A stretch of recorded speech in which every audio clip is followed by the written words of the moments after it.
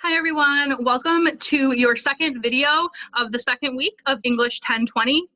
This video is going to be fairly short.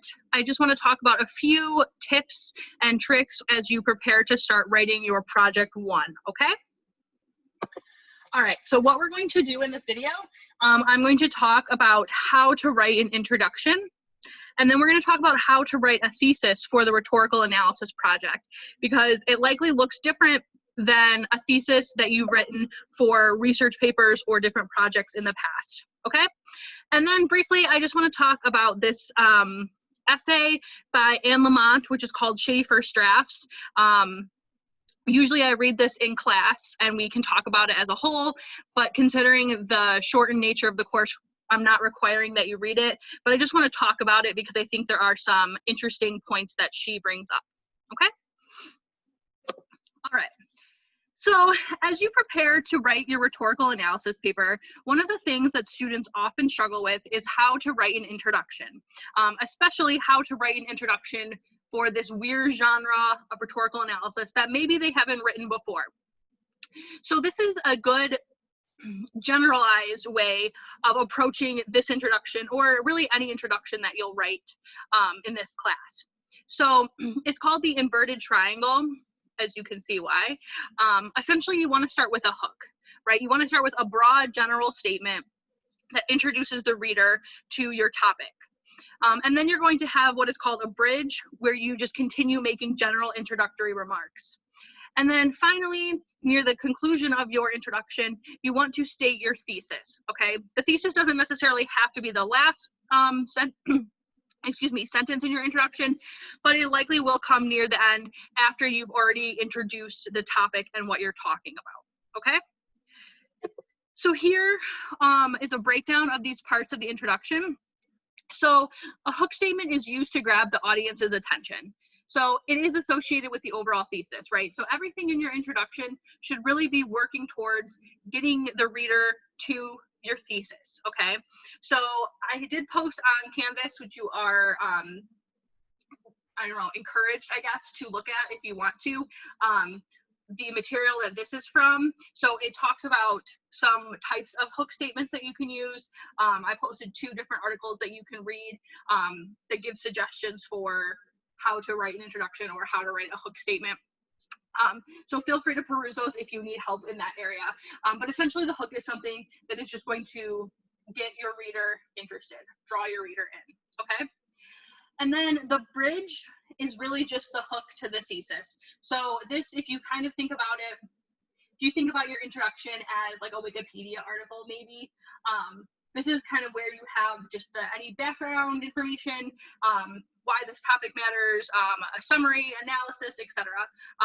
This is just where you kind of give a nice solid foundation so that when you get into your full paper, the reader is like, okay, I know what the author is talking about here, okay?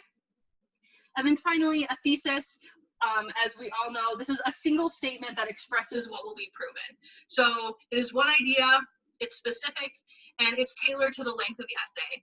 And by this, it just means that you aren't going to try to prove something that cannot be proven in a 5-page paper, right? You are not going to write a paper that says, I am going to cure cancer in 5 pages, right? That's just not going to happen. So you need to make sure that what you are arguing makes sense within the confines and constraints of the assignment, okay? So I want to talk more specifically about the thesis, because sometimes in a rhetorical analysis paper, students really struggle with, like, what should my thesis be? Because I'm not making an argument, right? I'm not saying, I argue that climate change should be solved by doing X, Y, and Z, right? That's not what a rhetorical analysis is. Instead, you are analyzing someone else's rhetoric to see how they make their argument. So their thesis looks a little different. This doesn't mean that you're not going to have a thesis. It just means that, again, it's going to look different.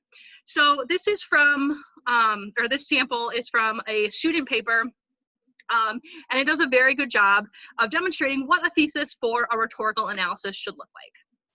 And that thesis is, I argue that through his use of appeals, tropes, and propaganda techniques, MLK Jr. influenced Americans to believe in the notion that all men are created equal. So this student, as you can see, identifies what Martin Luther King Jr. does, or what rhetorical appeals or devices he uses in order to make his argument, okay? So once you understand the argument of your article that you've selected, you can look and see how the author is making those claims. So we talked about in the last video, we talked about different types of claims. Hopefully by now you've read the handout I provided on different types of arguments. We've also talked about ethos, pathos, and logos. We've talked about audience. We've talked about the rhetorical situation. So these are a lot of different ways that your author might be using to make their point. So what you'd want to do is go through and see what you think your author does the strongest. Maybe your author does an excellent job of using pathos. Maybe they really only include logos and, you know, a claim of fact very briefly, not very strongly or well, but they use pathos so well. So in your thesis statement, you'd want to identify that.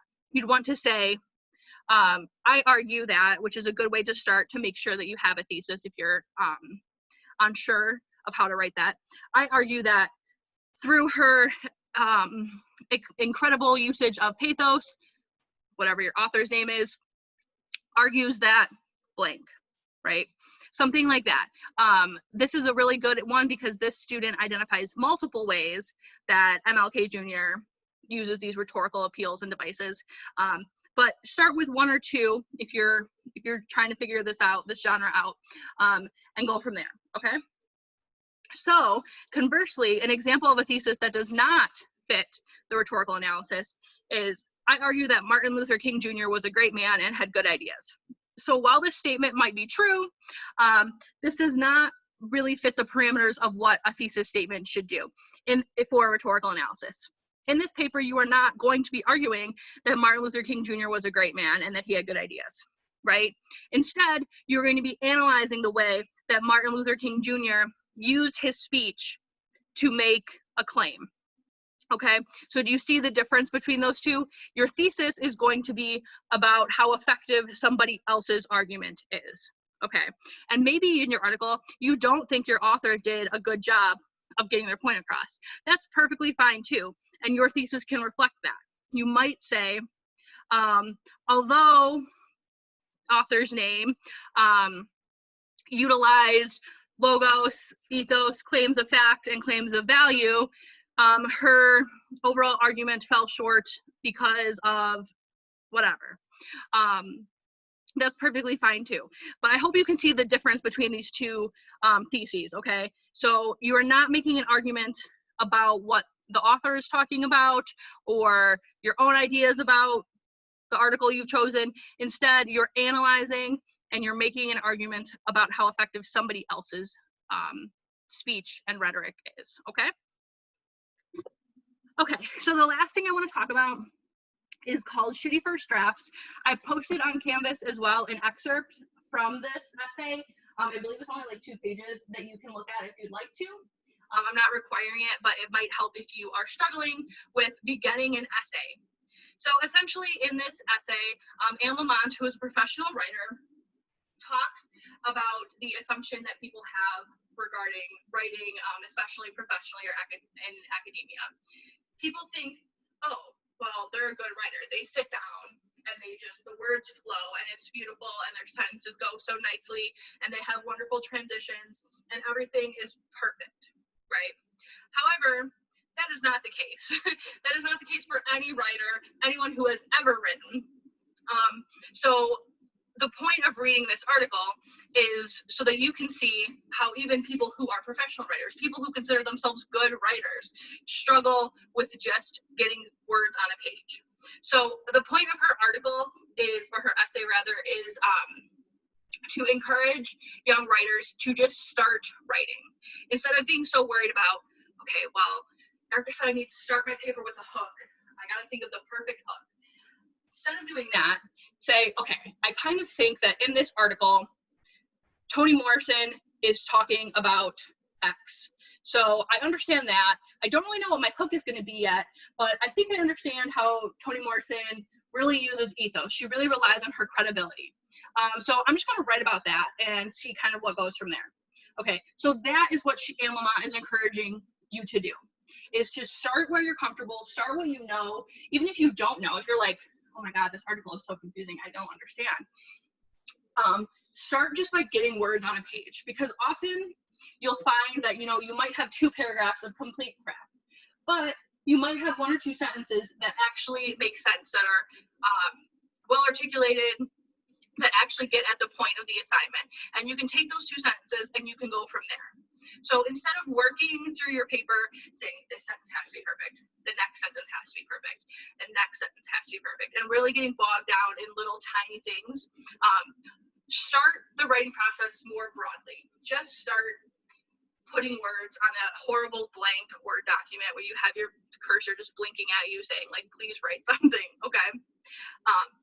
So if that resonates with you, I'd recommend reading that excerpt. Again, it's not even the whole essay, it's just a portion of it. So that might make you feel a little bit more comfortable with just beginning to write project 1, because I know how scary this can seem. It's your first college class, it's your first paper, it's online, it's in 8 weeks, there's a pandemic, there's so many things happening, and that I can understand how incredibly stressful this must be. So I just want you to know that I understand, I know how hard it can be to just put words on a page. That's something that I struggle with too. It's not just a problem unique to you or to first year writing students. This is something universal.